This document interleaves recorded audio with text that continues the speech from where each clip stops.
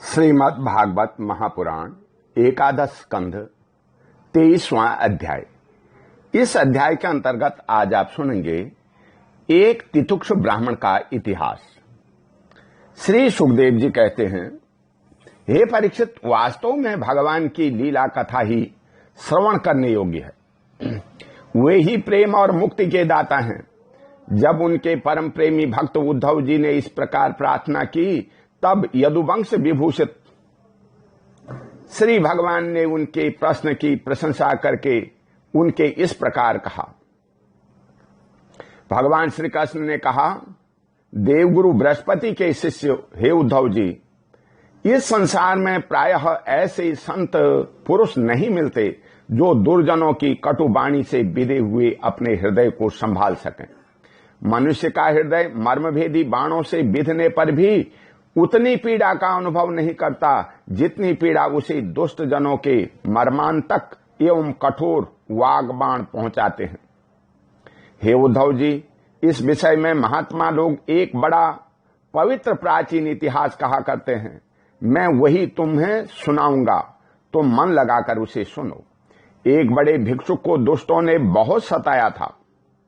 उस समय भी उसने अपना धैर्य न छोड़ा और उसे अपने पूर्व जन्म के कर्मों का फल समझ करके कुछ अपने मानसिक उद्गार प्रकट किए थे। उन्हीं का यह इतिहास में वर्णन है। प्राचीन समय की बात है। उज्जैन में एक ब्राह्मण रहता था। उसने खेती व्यापार आदि करके बहुत सी धन संपत्ति एकत्र कर ली। वह बहुत ही कृपण, कामी और लोभी था। क्रोध तो उसे बात बात में आ जाया करता था। उसने अपने जाति बंधु और अतिथियों को कभी मीठी बात से भी प्रसन्न नहीं किया। खिलाने पिलाने की तो बात ही क्या है। वह धर्म कर्म से रीते घर में रहता और स्वयं भी अपनी धन संपत्ति के द्वारा समय पर अपने शरीर को भी सुखी नहीं करता था। उसकी कृपणता और बुरे स्वभाव के कारण उसके बेटे बेटी, भाई बंधु, नौकर चाकर और पत्नी आदि सभी दुखी रहते और मन ही मन उसका अनिष्ट चिंतन किया करते थे। कोई भी उसके मन को प्रिय लगने वाला व्यवहार नहीं करता था। वह लोक परलोक दोनों से ही गिर गया था। बस यक्षों के समान धन की रखवाली करता रहता था। उस धन से वह न तो धर्म कमाता था और न भोग ही भोगता था। बहुत दिनों तक इस प्रकार जीवन बिताने से उस पर पंच महायज्ञ के भागी देवता बिगड़ उठे। उदार उद्धव जी पंच महायज्ञ के भागियों के तिरस्कार से उसके पूर्व पुण्यों का सहारा, जिसके बल से अब तक धन टिका हुआ था, जाता रहा और जिसे अपने बड़े उद्योग और परिश्रम से इकट्ठा किया था, वह धन उसकी आंखों के सामने ही नष्ट भ्रष्ट हो गया। उस नीच ब्राह्मण का कुछ धन तो उसके कुटुंबियों ने ही छीन लिया। कुछ चोर चुरा ले गए, कुछ आग लग जाने आदि दैवी कोप से नष्ट हो गया, कुछ समय के फेर से मारा गया, कुछ साधारण मनुष्य ने ले लिया और बचा खुचा कर और दंड के रूप में शासकों ने झड़प लिया। हे उद्धव जी, इस प्रकार उसकी सारी संपत्ति जाती रही। न तो उसने धर्म की कामना धर्म ही कमाया और न भोग ही भोगे। इधर उसके सगे संबंधियों ने भी उसकी ओर से मुंह मोड़ लिया। अब उसे बड़ी भयानक चिंता ने घेर लिया। धन के नाश से उसके हृदय में बड़ी जलन हुई। उसका मन खेद से भर गया, आंसुओं के कारण गला रुत गया। परंतु इस तरह चिंता करते करते ही उसके मन में संसार के प्रति महान दुख, बुद्धि और उत्कट वैराग्य का उदय हो गया। अब वो ब्राह्मण मन ही मन कहने लगा, हाय हाय, बड़े खेद की बात है। मैंने इतने दिनों तक अपने को व्यर्थ ही इस प्रकार सताया। जिस धन के लिए मैंने सरतोड़ परिश्रम किया, वह न तो धर्म कर्म में लगा और न मेरे सुख भोग के ही काम आया। प्रायः देखा जाता है कि कृपण पुरुषों को धन से कभी सुख नहीं मिलता। इस लोक में तो वे धन कमाने और रक्षा की चिंता से जलते रहते हैं और मरने पर धर्म न करने के कारण नरक में जाते हैं। जैसे थोड़ा सा भी कोढ़ सर्वांग सुंदर स्वरूप को बिगाड़ देता है, वैसे ही तनिक सा भी लोभ यशस्वी के यश और गुणियों के प्रशंसनीय गुणों पर पानी फेर देता है। धन कमा लेने पर उसको बढ़ाने, रखने एवं खर्च करने में तथा उसके नाश और उपभोग में जहां देखो वहीं निरंतर परिश्रम, भय, चिंता और भ्रम का ही सामना करना पड़ता है। चोरी, हिंसा, झूठ बोलना, दंभ, काम, क्रोध, गर्व, अहंकार, भेद बुद्धि, बैर, अविश्वास, स्पर्धा, लंपटता, जुआ और शराब, ये 15 अनर्थ मनुष्यों के धन के कारण ही माने गए हैं। इसलिए कल्याणकारी पुरुषों को चाहिए कि स्वार्थ एवं परमार्थ के विरोधी अर्थ नामधारी अनर्थ को दूर से ही छोड़ दें। भाई, बंधु, स्त्री, पुत्र, माता, पिता, सगे संबंधी जो स्नेह बंधन से बंध करके बिल्कुल एक हुए रहते हैं, सबके सब कौड़ी के कारण इतने फट जाते हैं कि तुरंत एक दूसरे के शत्रु बन जाते हैं। ये लोग थोड़े से धन के लिए भी क्षुब्ध और क्रुद्ध हो जाते हैं। बात की बात में सौहार्द संबंध छोड़ देते हैं, लाग डांट रखने लगते हैं और एकाएक प्राण लेने देने पर उतारू हो जाते हैं। यहां तक कि एक दूसरे का सर्वनाश कर डालते हैं। देवताओं के भी प्रार्थनी मनुष्य जन्म को और उसमें भी श्रेष्ठ ब्राह्मण शरीर प्राप्त करके जो इसका अनादर करते हैं और अपने सच्चे स्वार्थ परमार्थ का नाश करते हैं, वे अशुभ गति को प्राप्त होते हैं। यह मनुष्य शरीर मोक्ष और स्वर्ग का द्वार है। इसको पाकर भी ऐसा कौन बुद्धिमान मनुष्य है जो अनर्थों के धाम धन के चक्कर में फंसा रहे। जो मनुष्य देवता, ऋषि, पितर, प्राणी, जाति, भाई, कुटुंबी और उनके दूसरे भागीदारों को इनका भाग देकर संतुष्ट नहीं रखता और न स्वयं ही उसका उपभोग करता है, वह यक्ष के समान धन की रखवाली करने वाला कृपण तो अवश्य ही अधोगति को प्राप्त होता है। मैं अपने कर्तव्य से च्युत हो गया हूँ। मैंने प्रमाद से अपनी आयु, धन और बल पौरुष खो दिए। विवेकी लोग जन साधनों से मोक्ष तक प्राप्त कर लेते हैं, उन्हीं को मैंने धन इकट्ठा करने की व्यर्थ चेष्टा में खो दिया। अब बुढ़ापे में मैं कौन सा साधन करूंगा, मुझे मालूम नहीं होता कि बड़े बड़े विद्वान भी धन की व्यर्थ तृष्णा से निरंतर क्यों दुखी रहते हैं। हो न हो अवश्य ही यह संसार किसी की माया से अत्यंत मोहित हो रहा है। यह मनुष्य शरीर काल के विकराल गाल में पड़ा हुआ है। इसको धन देने वाले देवताओं और लोगों से, भोग वासनाओं और उनको पूर्ण करने वालों से तथा पुनः पुनः जन्म मृत्यु के चक्कर में डालने वाले सकाम कर्मों से लाभ ही क्या है। इसमें संदेह नहीं कि सर्वदेव स्वरूप भगवान मुझ पर प्रसन्न है, तभी तो उन्होंने मुझे इस दशा में पहुंचाया है और मुझे जगत के प्रति यह दुख बुद्धि और वैराग्य दिया है। वस्तुतः वैराग्य ही इस संसार सागर से पार होने के लिए नौका के समान है। मैं अब ऐसी अवस्था में पहुंच गया हूं, यदि मेरी आयु शेष हो तो मैं आत्म लाभ में ही संतुष्ट रह करके अपने परमार्थ के संबंध में सावधान हो जाऊंगा और अब जो समय बच रहा है उसमें अपने शरीर को तपस्या के द्वारा सुखा डालूंगा। तीनों लोकों के स्वामी देवगण मेरे इस संकल्प का अनुमोदन करें। अभी निराश होने की कोई बात नहीं है, क्योंकि राजा खट्टुवांग ने तो 2 घड़ी में ही भगवत धाम की प्राप्ति कर ली थी। भगवान श्री कृष्ण कहते हैं, हे उद्धव जी, उस उज्जैन निवासी ब्राह्मण ने मन ही मन इस प्रकार निश्चय करके मैं और मेरे पन की गांठ खोल दी। इसके बाद वह शांत होकर के मौनी सन्यासी हो गया। अब उसके चित्त में किसी भी स्थान, वस्तु या व्यक्ति के प्रति आसक्ति न रही। उसने अपने मन, इंद्रिय और प्राणों को वश में कर लिया। वह पृथ्वी पर स्वच्छंद रूप से विचरने लगा। वह भिक्षा के लिए नगर और गांवों में जाता अवश्य था, परंतु इस प्रकार जाता था कि कोई उसे पहचान न पाता था। हे उद्धव जी, वह भिक्षुक अवधूत बहुत बूढ़ा हो गया था।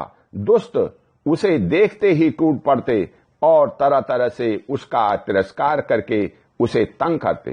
कोई इसका दंड छीन लेता तो कोई भिक्षा पात्र ही झपट ले जाता, कोई कमंडल उठा ले जाता तो कोई आसन, रुद्राक्षमाला और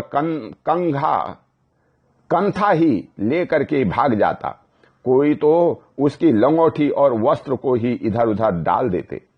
कोई कोई वे वस्तुएं देकर और कोई दिखला दिखला कर फिर छीन लेते।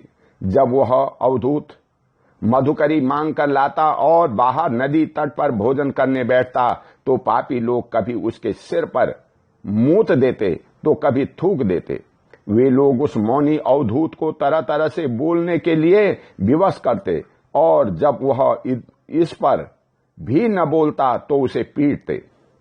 कोई इसे चोर कहकर डांटते डपटते लगता, कोई कहता इसे बांध लो और फिर उसे रस्सी से बांधने लगते।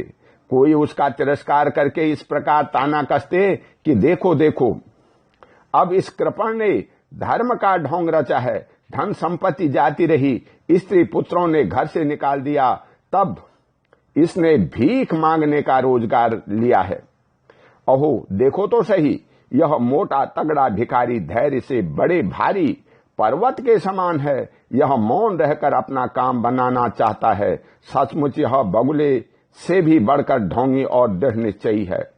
कोई उस अवधूत की हंसी उड़ाता तो कोई उस पर अधोवायु छोड़ता। जैसे लोग तोता, मैना आदि पालतू पक्षियों को बांध लेते या पिंजड़े में बंद कर लेते हैं, वैसे ही उसे भी वे लोग बांध लेते और घरों में बंद कर देते। किंतु वह सब कुछ चुपचाप सह लेता।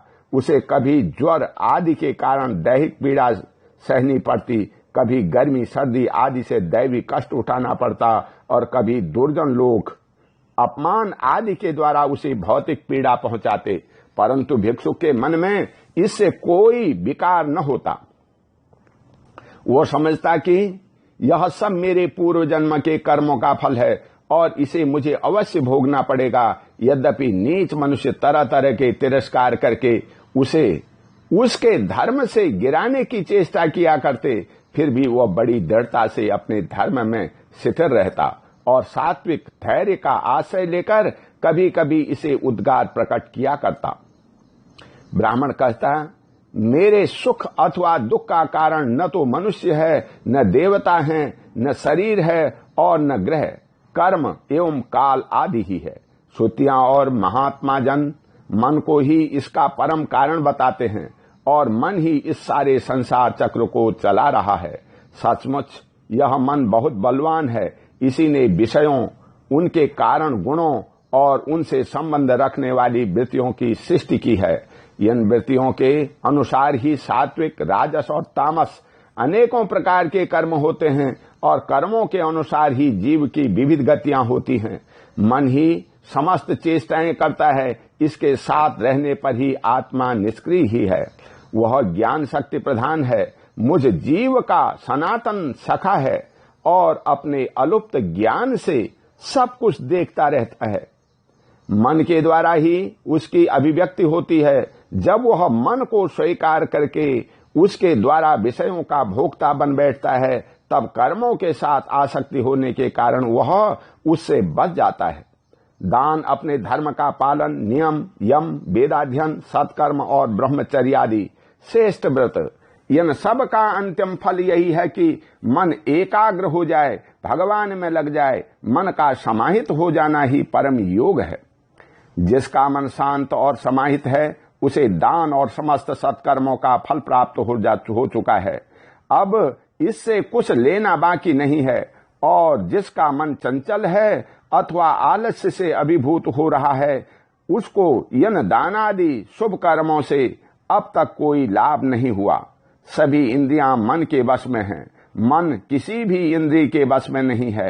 यह मन बलवान से भी बलवान, अत्यंत भयंकर दैव है। जो इसको अपने वश में कर लेता है, वही देव इंद्रियों का विजेता है। सचमुच मन बहुत बड़ा शत्रु है। इसका आक्रमण असह्य है। यह बाहरी शरीर को ही नहीं, हृदय आदि मर्म स्थानों को भी बेचता रहता है। इसे जीतना बहुत ही कठिन है। मनुष्यों को चाहिए कि सबसे पहले इसी शत्रु पर विजय प्राप्त करे, परंतु होता है यह कि मूर्ख लोग इसे तो जीतने का प्रयत्न करते ही नहीं, दूसरे मनुष्यों से झूठ मूठ झगड़ा बखेड़ा करते रहते हैं और इस जगत के लोगों को ही मित्र शत्रु उदासीन बना लेते हैं। साधारणतः मनुष्यों की बुद्धि अंधी हो रही है, तभी तो वे इस मनाकल्पित शरीर में मैं और मेरा मान बैठे हैं और फिर इस भ्रम के फंदे में फंस जाते हैं कि यह मैं हूं और यह दूसरा।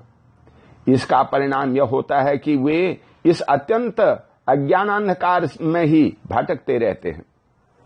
यदि मान लें कि मनुष्य ही सुख दुख का कारण है, तो भी उनके आत्मा का क्या संबंध, क्योंकि सुख दुख पहुंचाने वाला भी मिट्टी का शरीर है और भोगने वाला भी। कभी भोजन आदि के समय यदि अपने दांतों से ही अपनी जीभ कट जाए और उससे पीड़ा होने लगे तो मनुष्य किस पर क्रोध करेगा।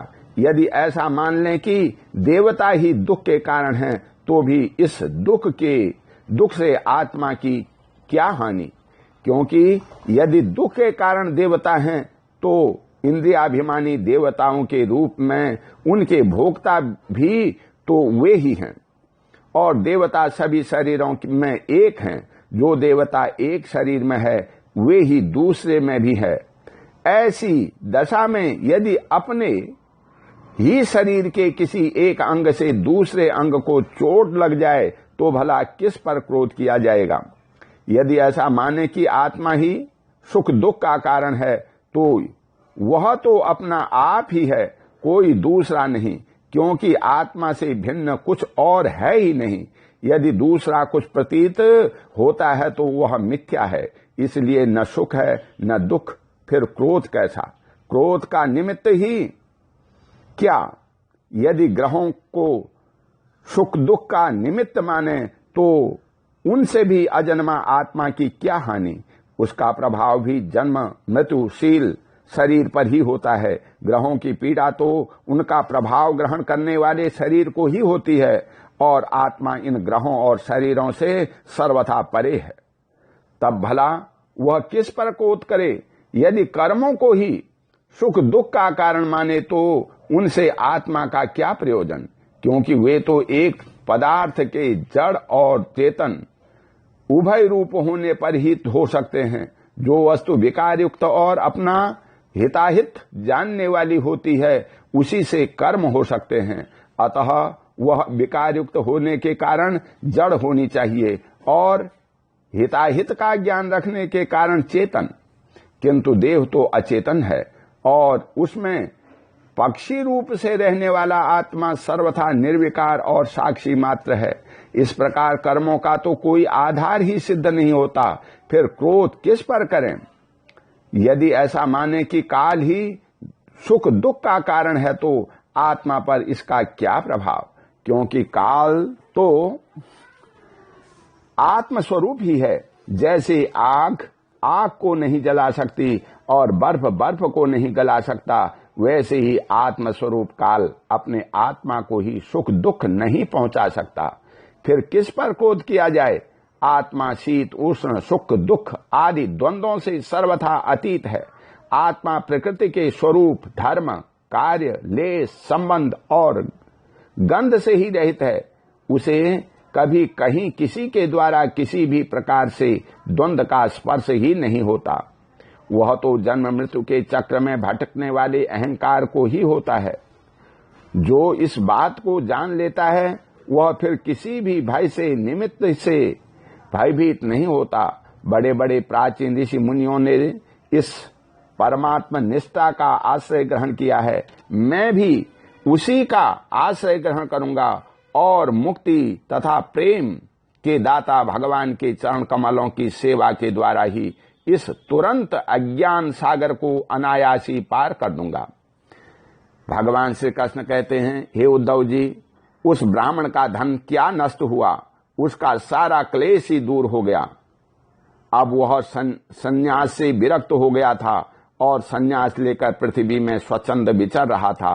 यद्यपि दुष्टों ने उसे बहुत सताया, फिर भी वह अपने धर्म से अटल रहा, तनिक भी विचलित न हुआ। उस समय वह मौनी अवधूत मन ही मन इस प्रकार का गीत गाया करता था। हे उद्धव जी, इस प्रकार से मैं मनुष्यों को